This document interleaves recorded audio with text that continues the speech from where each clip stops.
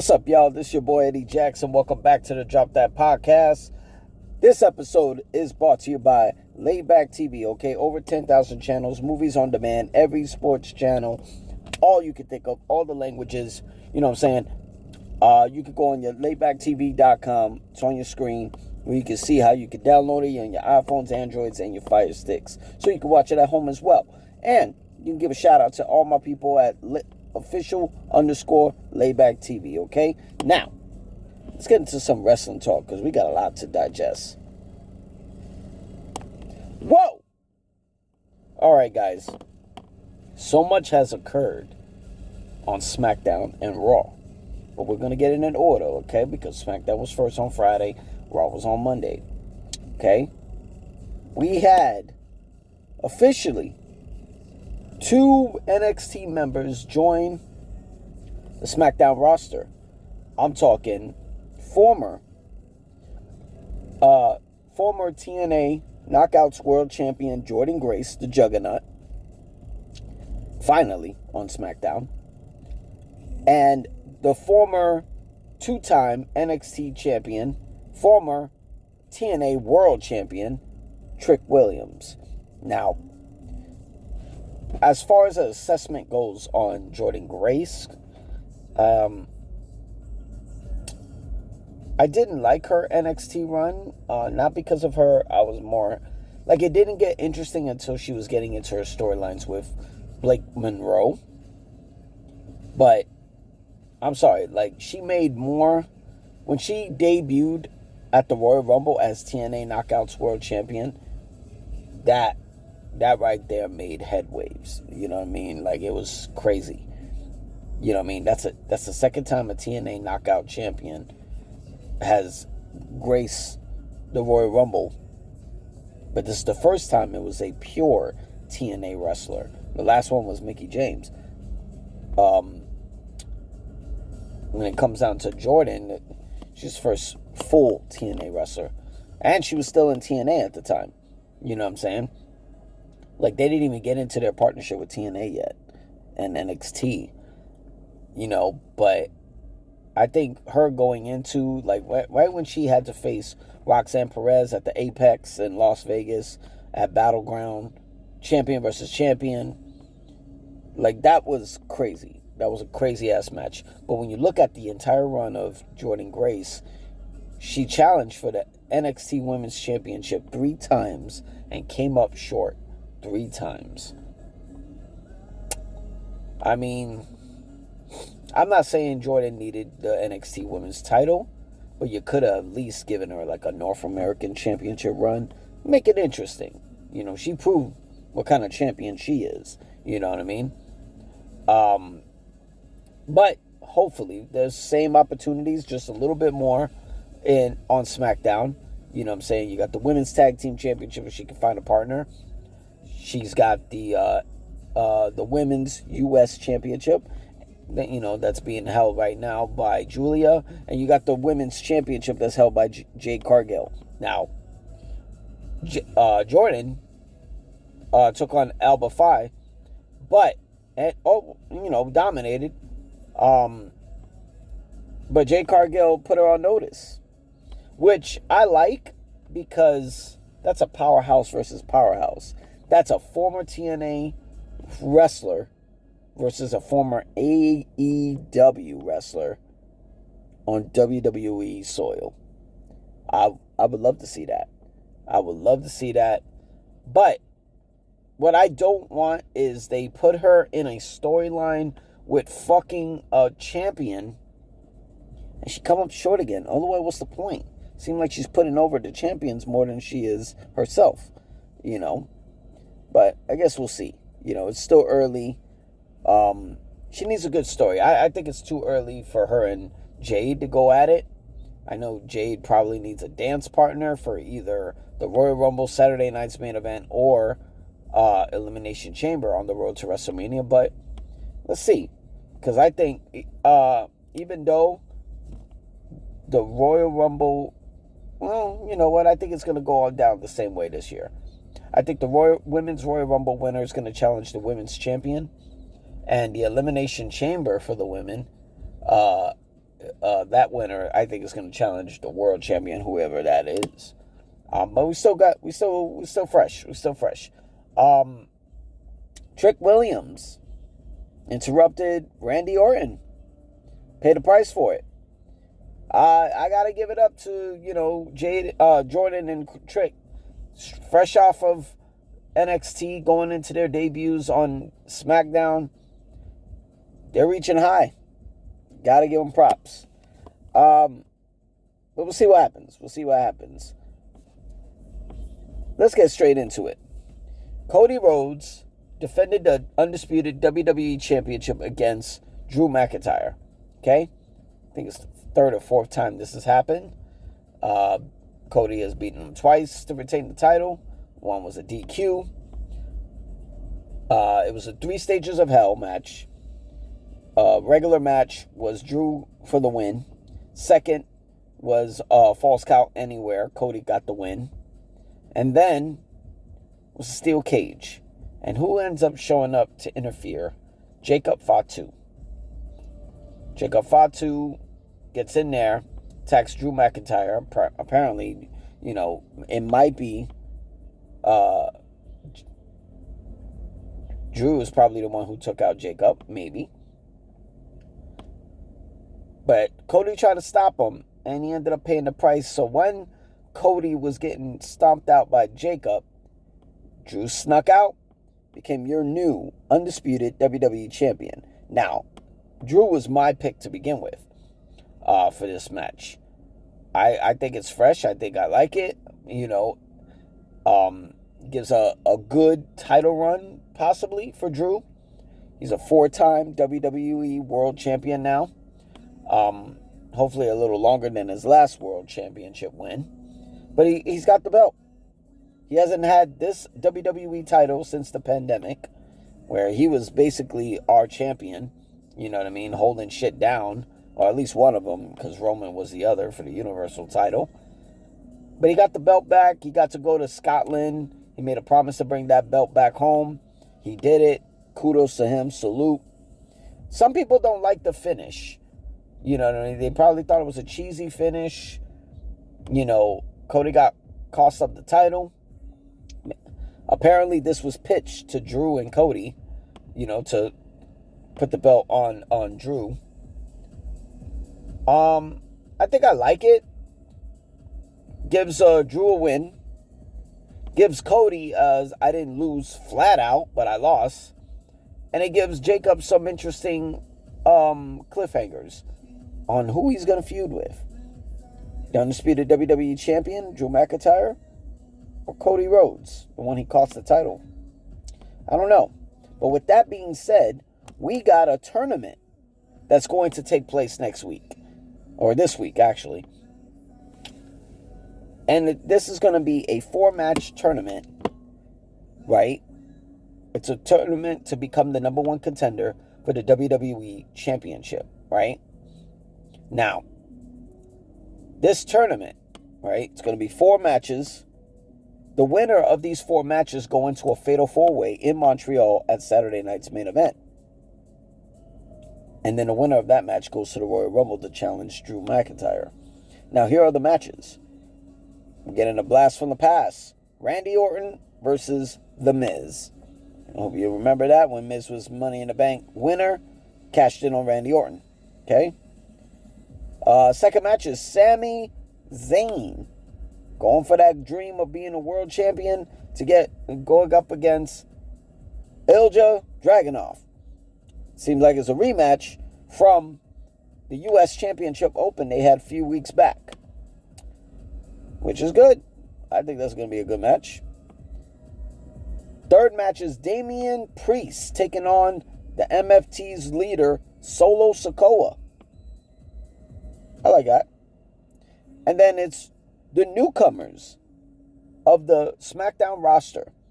The new, fresh free agent, Trick Williams, taking on the returning, used to be Zack Ryder, but now Matt Cardona. I like this and I don't like this, right? Because it's like,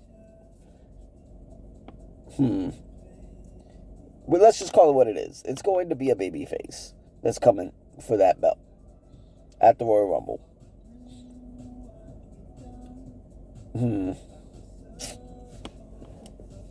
Honestly, it's going to be interesting. If I had to pick who's winning what, I got Randy defeating The Miz. I got Sammy defeating Elja.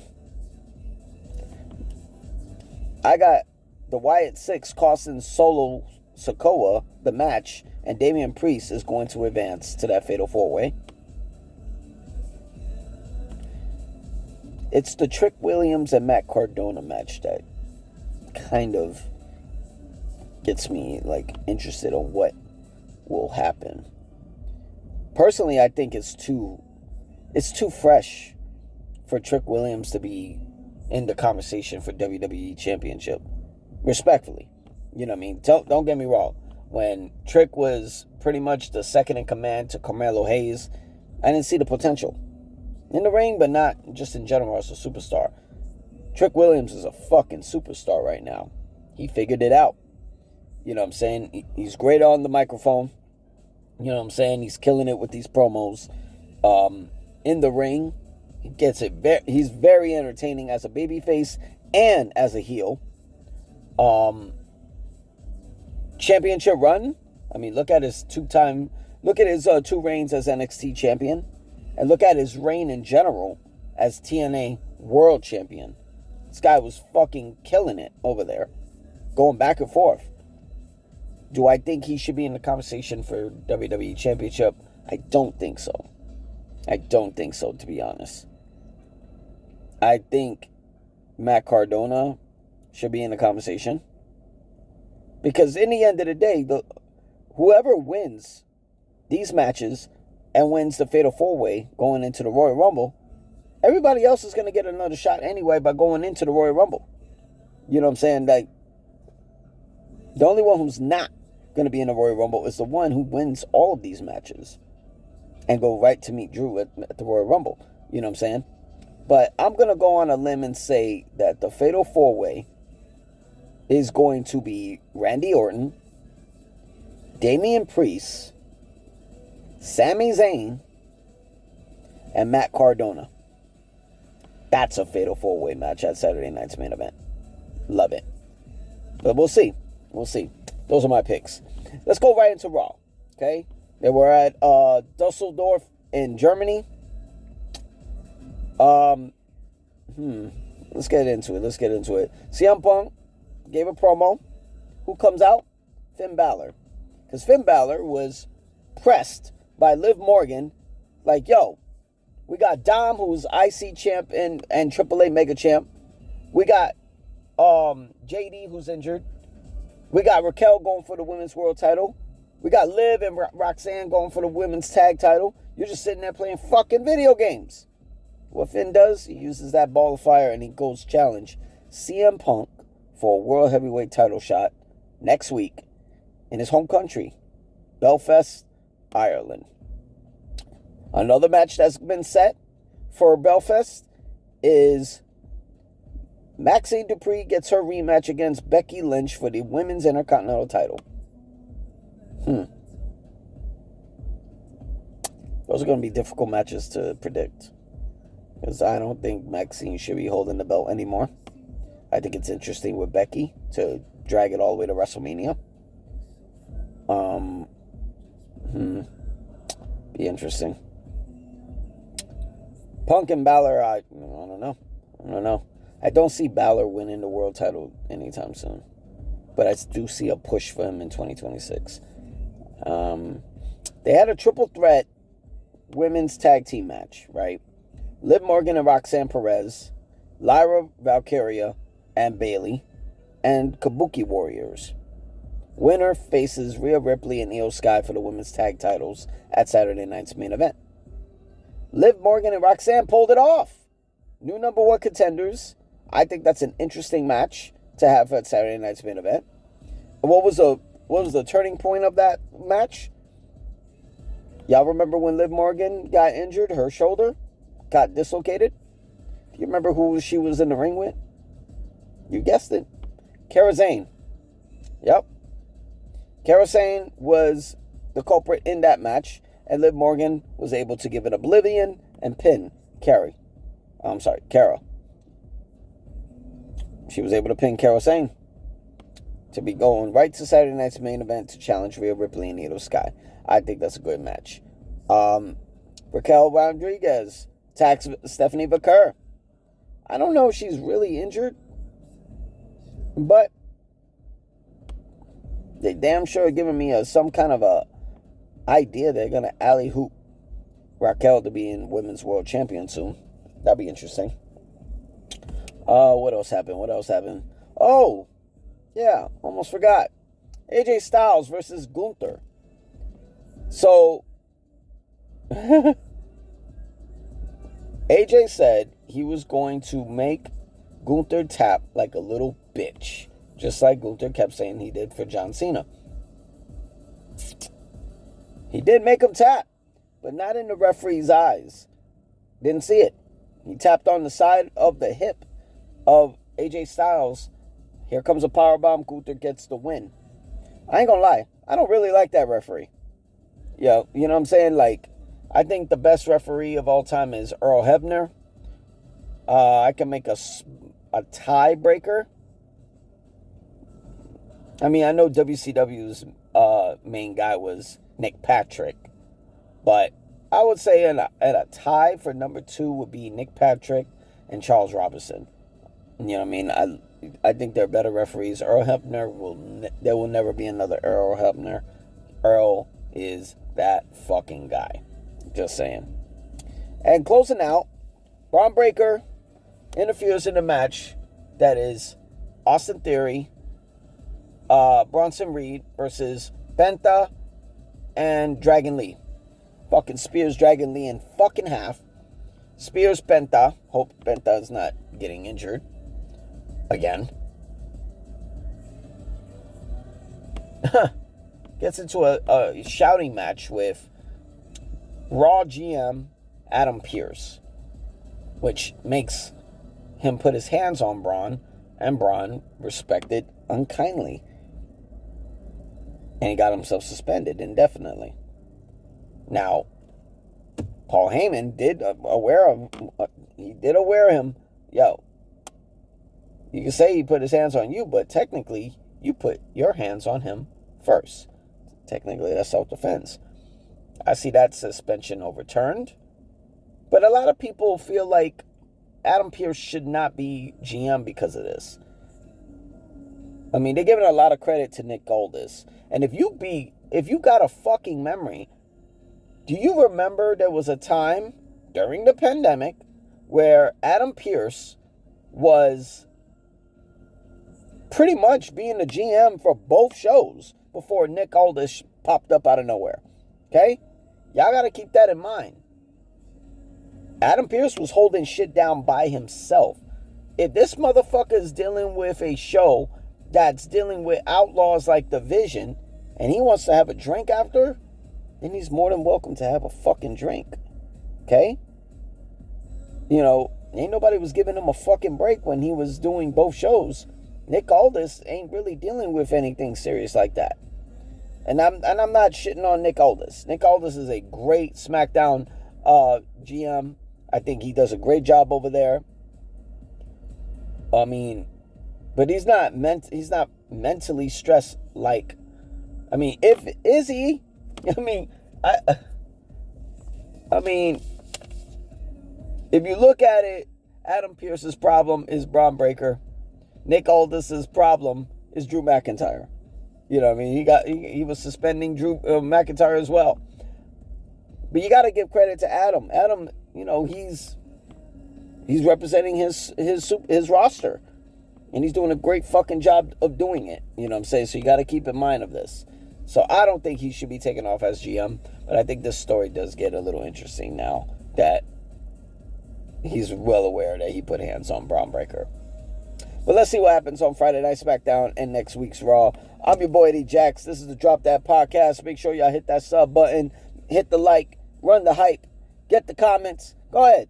I want to see what y'all think of this fucking referee. I want to see if y'all think Adam Pearce Raw should stay as Raw GM. All right, y'all be cool, be easy, peace.